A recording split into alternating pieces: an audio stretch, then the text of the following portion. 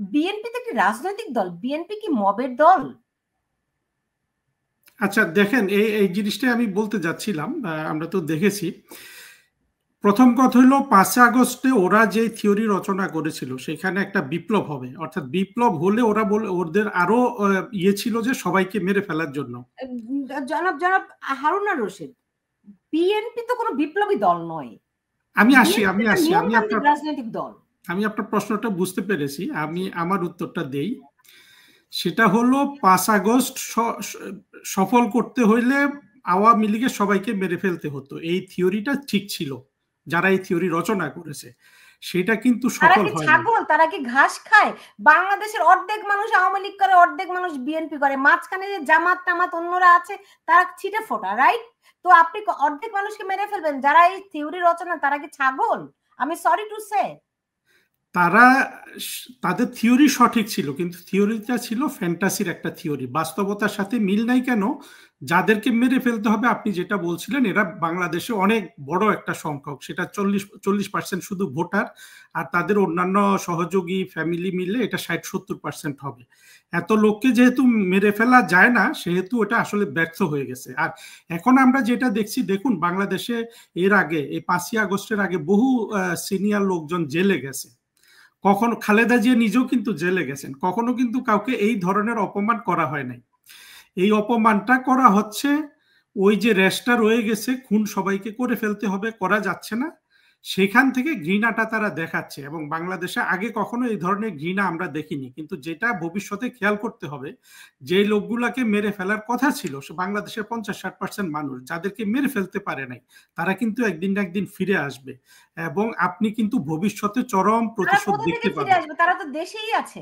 কিছু চোর বাটপার লুটেরা তারা হয়তো দেশে নাই, কিন্তু বেশিরভাগ মানুষই দেশে আছে। যাই হোক, সবকিছুর উপরেও তারা ফিরে আসবে বলতে আমি বলছি রাজনৈতিক ময়দানে তারা ফিরে আসবে, নিঃসন্দেহে। এরকম নিষ্ক্রিয় তারা আজীবন থাকবে না। ফলে আপনি বাংলাদেশে একটা কঠোর প্রতিশোধ দেখতে পাবেন, এবং সেই প্রতিশোধে কোথায় কি ভেসে যাবে এইটা চিন্তা করতেও কিন্তু আমাদের গা শিউরে উঠছে। জি, নিশ্চয়ই। দেখুন, মানে আমার প্রশ্নটি হচ্ছে, কে কে এম নুরুল হুদা তিনি যদি স্বৈরাচারের জন্ম দিয়ে থাকেন, তাহলে বিএনপি কি ভুলে গেছে? আমরা না এখন বিএনপির সমালোচনা বেশি একটা করতে চাই না, কারণ তারা স্বাধীনতাকে ডিফেন্ড করেছে, বাংলাদেশকে কিছুটা হলেও তারা ডিফেন্ড করছে এই মুহূর্তে, সেইটুকু কৃতিত্ব আমি তাদেরকে দিতে চাই। তাদের কারণে জাতীয় সঙ্গীত বদলাতে পারেনি, সংবিধান নিয়ে এখনো পুরোপুরি বদলাতে পারছে না, রাষ্ট্রপতিকে অপসারণ করতে পারেনি, সেই জন্য তাদের অবশ্যই আমি কৃতিত্ব দিতে চাই। কিন্তু বিএনপি কি সেই দল নয় যারা 1995-96 সালে 15ই ফেব্রুয়ারির ভুয়া নির্বাচন আয়োজন করেছিল? বিএনপি কি সেই দল নয় যারা 2006 সালে পুরো তত্ত্বাবধায়ক সিস্টেমটাকে করাপ্ট করে, এই এম এ আজিজ ছিলেন তৎকালীন সিইসি, আমরা কি সেটা ভুলে গেছি? তাহলে বিএনপির কি করা উচিত? তাহলে খালেদা জিয়ার কি সাজা হওয়া উচিত? আমাদের খুব আশা ছিল সব সময়, আমরা যারা কিছুটা, আমি বর্তমানে আওয়ামী লীগকে সমর্থন করি, কিন্তু আমি নিরপেক্ষতার দৃষ্টিতেও জিনিসটা দেখতে চাই। আমাদের কাছে, আমরা যারা মনে করি যে বাংলাদেশে দুটো দল থাকা উচিত, অন্তত দুইটা শক্তি থাকা উচিত, কিন্তু প্রতিটা শক্তি হবে মুক্তিযুদ্ধের চেতনার পক্ষে, সেই জায়গায় বিএনপি রাজনীতিটা কখনো তার রাজনীতি পরিষ্কার করতে পারেনি। বিএনপি অতীতে যেসব কর্মকাণ্ড করেছে, যেমন 21শে আগস্টের গ্রেনেড হামলা, এটা এমন একটা কাজ যেটার মাধ্যমে আসলে যেটা হয়ে গেলে আর কোনো রিকনসিলিয়েশন হয় না। তারপরে তারা বাংলাদেশে যে সরকার পরিচালনা করেছিল সেখানেও অনেক ব্যর্থতা আছে। আপনি সঠিকভাবেই বলেছেন যে যেভাবে তারা ওই যে আজিজ সাহেবের মাধ্যমে যেসব ইলেকশন করেছিল বা ইলেকশনের অ্যাটেম্প্ট নিয়েছিল, তো এগুলো তো বিএনপি তো সেগুলো এখন বাংলাদেশের মানুষ ভুলে গেছে, বাংলাদেশের মানুষ আবার বিএনপি আবার স্মরণ করিয়ে দিচ্ছে আর কি। এবং তারা যদি ভবিষ্যতে সরকার গঠন করেও, এখন মনে করতে চাচ্ছিলাম না আমরা, রাইট? কারণ এমনিতেই দেশ একটা সংকটে আছে। তো বিএনপি একটা নিয়মতান্ত্রিক রাজনৈতিক দল বলে আমরা জানি, কিন্তু বিএনপি কি নিয়মতান্ত্রিক রাজনৈতিক দলের মধ্যে আছে? আমার আজকে একজন বিএনপির অতিথি দরকার ছিল, তারা তো এখন আর এইসব প্রশ্ন সহ্য করার মতো অবস্থায় তারা নেই। দেখুন বাংলাদেশে যতবার বাংলাদেশে একবার মাত্র শান্তিপূর্ণভাবে ক্ষমতা হস্তান্তর হয়েছিল, একেবারে একেবারে আপনার অফিসিয়ালি, সেটা কিন্তু শেখ হাসিনাই করেছিল। এর আগে পরে কেউ কিন্তু শান্তিপূর্ণভাবে ক্ষমতা হস্তান্তর করেনি। আর বিএনপির সমস্যা যেটা, আমি তো বিএনপির হয়ে কিছু বলতে পারবো না, আমার কাছ থেকে তাদের জন্য যেটা বলার সেটা হলো যে বিএনপির রাজনীতিতে তাদের আইডেন্টিটিটা কিন্তু তারা ক্লিয়ার করে না। তারা যদিও একাত্তরের পক্ষে বলে, কিন্তু একাত্তরের যে চেতনা ছিল আমাদের অসাম্প্রদায়িক বাংলাদেশের জন্য, মুক্তিযুদ্ধ ৭২-এর সংবিধানে যে ৪টা চেতনা গ্রথিত হয়েছিল, যেমন আপনার গণতন্ত্র, ধর্মনিরপেক্ষতা, মূলত এই দুইটা, বাকি দুটো আমি এখানে উল্লেখ করলাম না। এই ধর্মনিরপেক্ষতার প্রতি বিএনপির কি ধরনের দৃষ্টিভঙ্গি সেটা কিন্তু বাংলাদেশের মানুষ জানে না। এই জায়গায় এসে বিএনপি যেহেতু তাদের রাজনীতি যেহেতু ডিফাইন্ড না,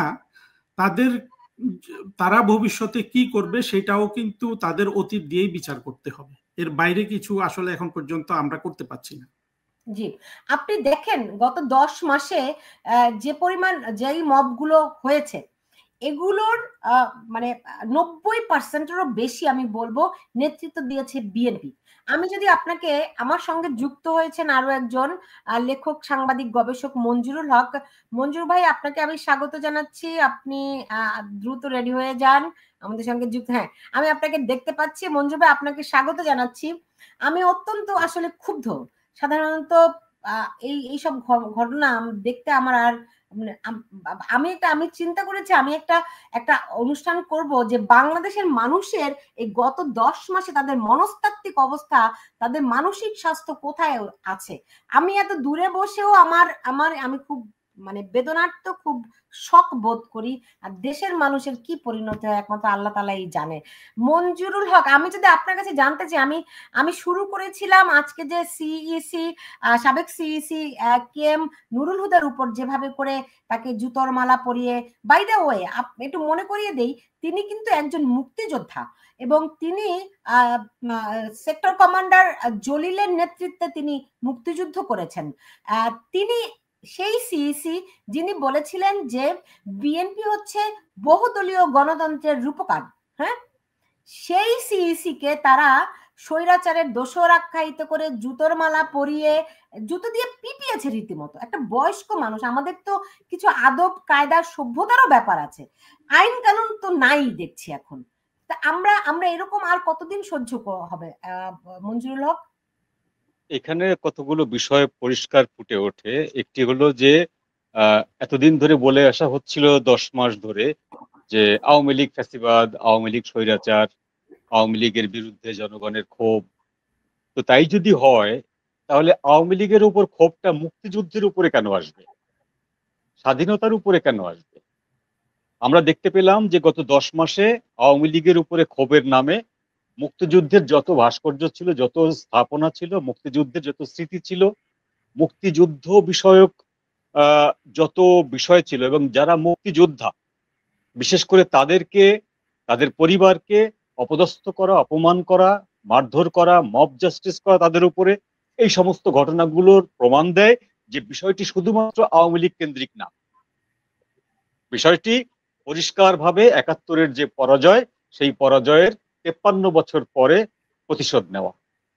এবং এই জিনিসটি যদি ঘটতে থাকে তাহলে এই কথাগুলোর তো কোনো মানে নেই। যখন সরকার প্রধান বলেন যে একটি গণতন্ত্র, সেই কাজটা আপনার করছে বিএনপি।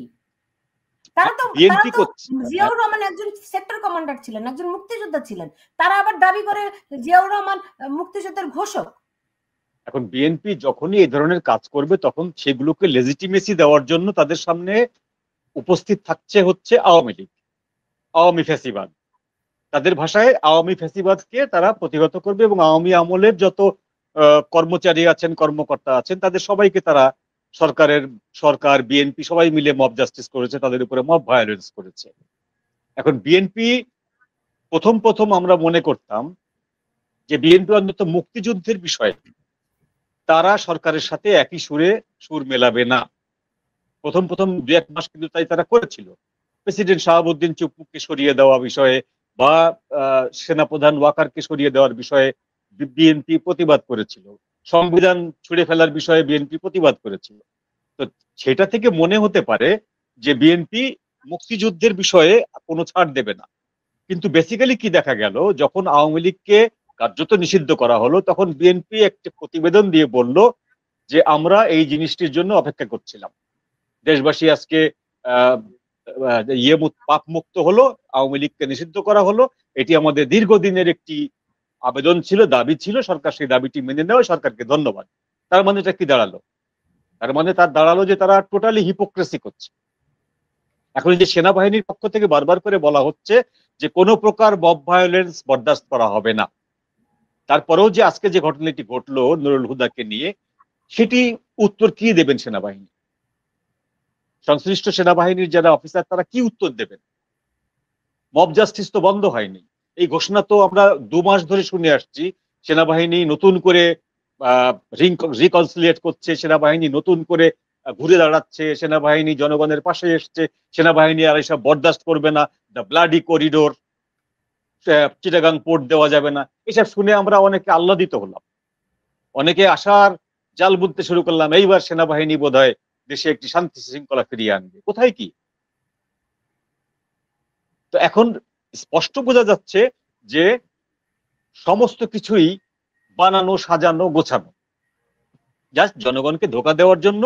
কেউ কেউ কখনো মুক্তিযুদ্ধের প্রতি দরদি সাচ্ছেন, কেউ কেউ জাতির প্রতি কর্তব্যপরায়ণ ভাব দেখাচ্ছেন, কিন্তু বেসিক্যালি এই সব জিনিসগুলো একটা জায়গা থেকে পরিচালিত হচ্ছে, ডিপ স্টেট। ডক্টর ইউনূসের যে গ্রিপ, সেই গ্রিপের ভেতর থেকে এই জিনিসটি পরিচালিত হচ্ছে, এবং এর থেকে বেশি কিছু বলার নেই আর। কারণ আপনি তো ওখানে বসে ক্ষুব্ধ, আমরা এখানে বসেও ক্ষুব্ধ, কারণ সেনাবাহিনী হচ্ছে আমাদের সর্বশেষ ভরসার স্থল। জনগণের পয়সায় প্রতিপালিত সেনাবাহিনী আমাদের সর্বশেষ ভরসার স্থল। তারা যখন আমাদেরকে ব্যর্থহীন কণ্ঠে বলে যে আমরা আর মব ভায়োলেন্স বরদাস্ত করব না, তখন জনগণ আশাবাদী হয়। তখন জনগণ মনে করে যে হ্যাঁ, পুলিশ পারছে না, এবার সেনাবাহিনী পারবে।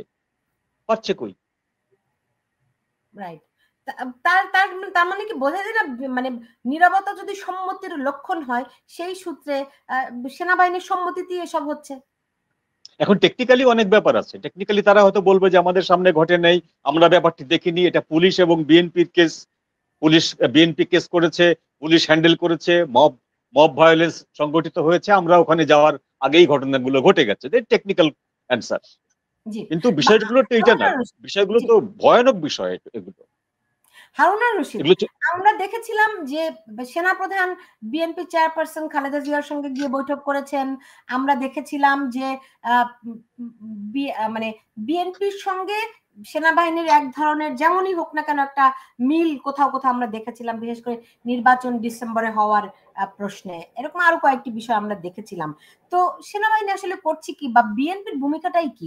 মানে আমি তো এখন আর বিশ্বাস করতে কষ্ট হচ্ছে যে বিএনপি একটি গণতান্ত্রিক দলে আর আছে কিনা, কারণ এ ধরনের মব কাণ্ড তো কোনো রাজনৈতিক দলের কাজ নয়। দেখুন, আমি কয়েকটা জিনিস বলি। প্রথম কথা হলো যে জিনিসটা আমাদের বুঝতে হবে, বিএনপি, সেনাবাহিনী, জঙ্গি, জামাত সব কিন্তু 5ই আগস্ট এক পক্ষে গেছে, আওয়ামী লীগ তার কিছু সহযোগী দল আরেক পক্ষে। ওই ডিভিশনটা কিন্তু বাংলাদেশের রাজনীতিতে অনেক দিন থেকে যাবে। আর আপনি যদি গণতান্ত্রিক দল বলেন, এটা খুব ভালো করে একটা জিনিস বোঝার, বাংলাদেশের মানুষ এটা চিন্তা করে না বা এই দিকটা ভাবেও না। গণতান্ত্রিক দল, গণতন্ত্র কোথা থেকে আমরা জানি? গণতন্ত্র আমরা জানি ওয়েস্টার্ন ডেমোক্রেসি, যেখানে ইলেকশন হয়। সেই ইলেকশনের মূল ভিত্তি হলো একটা রাষ্ট্রের প্রতিটা মানুষের সমান মর্যাদা থাকবে, যেটা জঙ্গিরাও বলে, ফরহাদ মজার ইত্যাদি লোকজনও বলে। সমান মর্যাদাটা আপনি শুধুমাত্র রক্ষা করতে পারবেন বাংলাদেশের মতো দেশে একমাত্র অসাম্প্রদায়িক একটা রাষ্ট্র গঠনের মাধ্যমে। সেই ক্ষেত্রে বাংলাদেশের ধরুন যে 4টা বড় দল আছে, আমি যদি আওয়ামী লীগ, বিএনপি, জামাত, জাতীয় পার্টি ধরি, এই 4টা দলের কাগজপত্রে একমাত্র আওয়ামী লীগ হলো ধর্মনিরপেক্ষ দল। বিএনপি, জামাত, জাতীয় পার্টি এরা তাদের কাগজপত্র সংবিধানে প্রত্যেকে কিন্তু ইসলামিক দল, কম বেশি। একটা ইসলামিক দলের সাথে পশ্চিমা বিশ্বের গণতন্ত্র মেলে না, ওই জায়গাগুলো বাংলাদেশে কখনো আলোচনাও হয় না। ফলে সবাই একটা নির্বাচনকে গণতন্ত্র মনে করে। আপনি দেখেন হামাস কিন্তু নির্বাচিত হওয়া একটা রাজনৈতিক শক্তি ছিল, কিন্তু তারা যেহেতু জঙ্গি তাদের কারণে আজকে প্যালেস্টাইনিয়ানদের ভাগ্য কোথায় গিয়ে দাঁড়ালো। সুতরাং গণতন্ত্রের কথাটা আমরা খুব হালকাভাবে দেখি, আমরা এগুলা বুঝি না আসলে গণতন্ত্র কি। আমরা মনে করি একটা নির্বাচনী গণতন্ত্র, কিন্তু গণতন্ত্রের মূল ভিত্তি এটা যেহেতু পশ্চিম থেকে এসেছে, এটার মূল ভিত্তি হলো প্রত্যেকটা মানুষের সমান মর্যাদা, এবং তার জন্য প্রত্যেকটা রাজনৈতিক দলের কাগজে যদি অসাম্প্রদায়িকতার কথাটা থাকে, প্রতিটা মানুষের সমান মর্যাদা যদি নিশ্চিত করা যায়, কেবল তখনই সে একটা গণতান্ত্রিক দল হয় এবং তার গণতান্ত্রিক নির্বাচনে অংশগ্রহণের যোগ্যতা অর্জন করে। সেটা কিন্তু বাংলাদেশে নাই। সুতরাং বাংলাদেশে গণতন্ত্রকে আপনি যেভাবে বলছেন যে ওই দলটা গণতান্ত্রিক কিনা, সংজ্ঞা যথাযথ সংজ্ঞা অনুযায়ী তো তারা কেউ গণতান্ত্রিক না, যতক্ষণ না তাদের পার্টি ম্যানিফেস্টোতে ধর্মনিরপেক্ষতা বা অসাম্প্রদায়িকতার কথা থাকবে এবং সকল মানুষের মর্যাদা সমান হবে। সেই দিক থেকে দেখলে আওয়ামী লীগও হয়তো পরিপূর্ণ গণতান্ত্রিক দল না, কিন্তু সেটা হলো মন্দের ভালো।